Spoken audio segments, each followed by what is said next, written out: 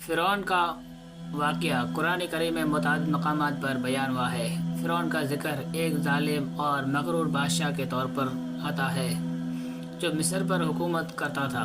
وہ اپنی خدائی کا دعویٰ کرتا اور بنی اسرائیل کو ظلم و ستم کا نشانہ بناتا تھا۔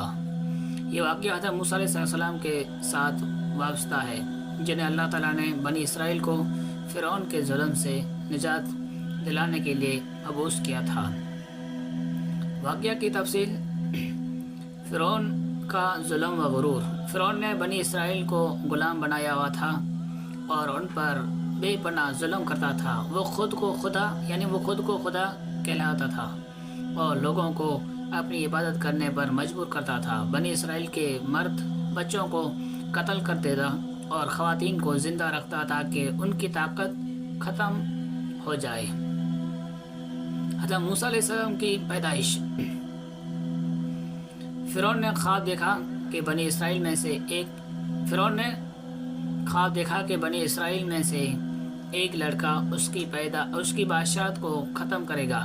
اس خوف سے اس نے بنی اسرائیل کے 9 مولود لڑکوں کو قتل کرنے کا حکم دیا، لیکن اللہ کے حکم سے حضرت موسیٰ علیہ السلام کو ان کے والدہ نے ایک صندوق میں رکھ کر دریا میں بہا دیا، جہاں سے فرعون کے محل والوں نے انہیں پا لیا، یعنی صندوق میں بہا دیا اور فرعون کے جو محل والوں میں انہوں نے پا لیا۔ دعوت توحید۔ جب حضرت موسیٰ علیہ السلام جوان ہوئے تو اللہ نے انہیں نبوت عطا کی اور حکم دیا کہ وہ فرعون کے پاس جا کر اسے اللہ کی طرف بلائیں، یعنی اللہ کی دعوت دیں۔ حضرت موسیٰ علیہ السلام نے اپنے بھائی حضرت ہارون علیہ السلام کے ساتھ فرعون کے دربار میں گئے اور اسے توحید کی دعوت دی۔ فرعون نے ان کے بات ماننے سے انکار کر دیا اور انہیں جھٹلایا، یعنی جھٹلایا ان باتوں کو۔ معجزات۔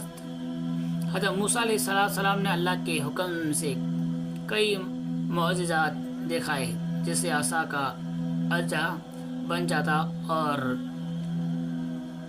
روشن ہاتھ کا معجزہ۔ فرعون نے جادوگروں کو بلایا تاکہ موسیٰ علیہ السلام کو شکست دے سکے، لیکن جادوگر حضرت موسیٰ علیہ السلام پر ایمان لے آئے۔ جو جادوگر تھے وہ حضرت موسیٰ علیہ السلام پر ایمان لے آئے۔ فرعون کی ہلاکت۔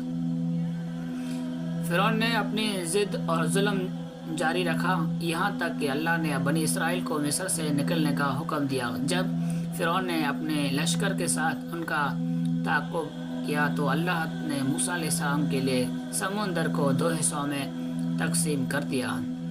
فرعون نے جب موسیٰ علیہ السلام کی قوم کو ستایا، پیچھا کیا، تو اللہ تعالیٰ نے حضرت موسیٰ علیہ السلام کی قوم کے لیے سمندر میں راستہ بنا دیا۔ بنی اسرائیل سمندر کے راستے سے گزر گئے، لیکن فرعون اس کا لشکر غرق ہو گیا۔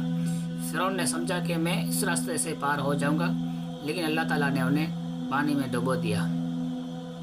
فرعون کا واقعہ ہمیں یہ سبق دیتا ہے کہ ظلم اور تکبر کی کوئی جگہ نہیں اور اللہ کے مقابلے میں کسی کی طاقت نہیں چل سکتی۔ اللہ اپنے نیک بندوں کی مدد کرتا ہے اور ظالموں کو ان کے انجام تک پہنچا دیتا ہے۔ یہ واقعہ قرآن مجید میں خاص طور پر سورہ قصص، سورہ طٰہٰ، سورہ شعراء اور سورہ یونس میں بیان کیا گیا ہے۔